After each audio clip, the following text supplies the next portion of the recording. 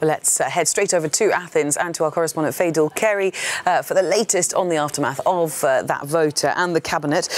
Faye, this new cabinet just been announced. What can we expect from it? Among the first priorities of the new centre-right government will be to reorganise the state, to lower the taxes as pledged, and to simplify the procedures in the sector of investments to boost growth.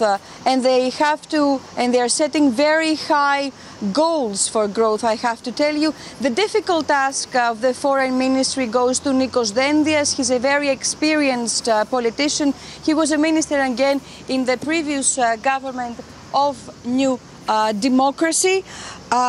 He's taking up his duties in a very difficult time for Greece-Turkey relations. There is a lot of tension in the Aegean over the Turkish drillings right now. In a recent interview with Euronews, he said that Greece has to stand strong in its position, so we're not expecting to see major changes in the foreign policy of Greece as far as concerns Greece-Turkey relations. The new government is a very pro-European government, so we're not expecting to see any changes there either. But what we will have to wait and see is the position that they're going to take towards the Prespa agreement. This is the name deal that Greece signed with North Macedonia. They had said that this deal has a lot of problems, and we have to wait and see what they're going to do about it.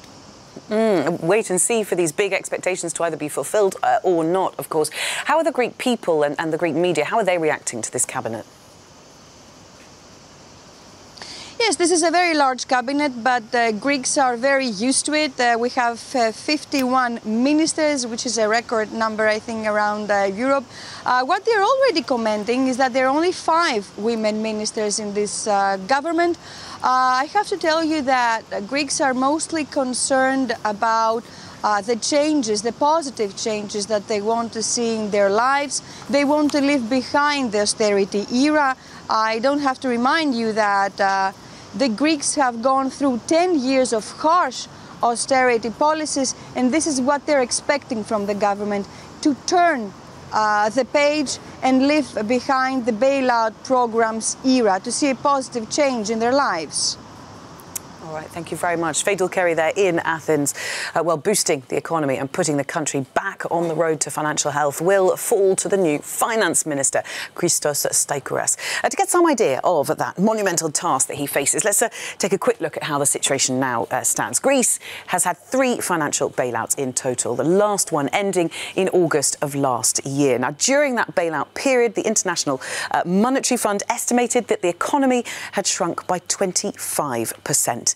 Well, since then, the IMF has forecast economic growth this year at 2.4%. But the country still has some big obstacles to overcome. Youth unemployment remains stubbornly high. Back in the first quarter of 2013, it peaked at 59.5%. Now, that dropped to 37.4% at the end of the last bailout, but it's since climbed slightly to around 40%. Well, our business editor, Sasha Vakulina, is in the studio for a closer look at what all of this means for Greece's economy. Good to see you, Sasha. Let's talk first of all about this new finance minister. Tell us a little bit more about him, his story and his credibility to turn things around, particularly for Greece's youth. Well, we know that he's 46. He used to be, well, until today, he used to be New Democracy's coordinator of economic affairs and a lawmaker, and he served as deputy finance minister for the previous Conservative government between 2012 and 2015. Of course, the stakes are super high, as you say, for those up to 40% of young Greeks who are unemployed currently, and also since 2010 we've got up to 400,000 young Greeks leaving the country. So he will have to think very hard how to create those conditions for them to go back. And of course, we know that during the European elections in May, the highest percentage of the young people backed New Democracy, almost a third. So there we go. The stakes are very high and they're really relying on him. Now, he's got a bunch of policies already, or at least the Prime Minister has already announced his policies: investment, lower taxes, job creation. It's all very well having all of these policies, but how realistic are they? Well, look, when the whole crisis happened in Greece, it was totally unprecedented, and there were no proper instruments, A, to deal with it, and secondly, to keep it contained. And this is when the creditors, the so-called Troika, the European Union, the International Monetary Fund, and the European Central Bank, they insisted on austerity. Then the situation spread into Portugal, and the case there was handled totally differently. There was less austerity and much better result, as we all know. And later on, the International Monetary Fund admitted they made a mistake in the way they handled the whole crisis in Greece. And the person, of course, running the International Monetary Fund, Christine Lagarde, has now been nominated to run the European Central Bank, another Troika institution. So we could expect Athens now to sit down and renegotiate those conditions with the Troika, with the creditors, with the ECB, with the Eurozone, which is now much stronger and got better examples, the countries like Portugal handling the situation differently with less austerity.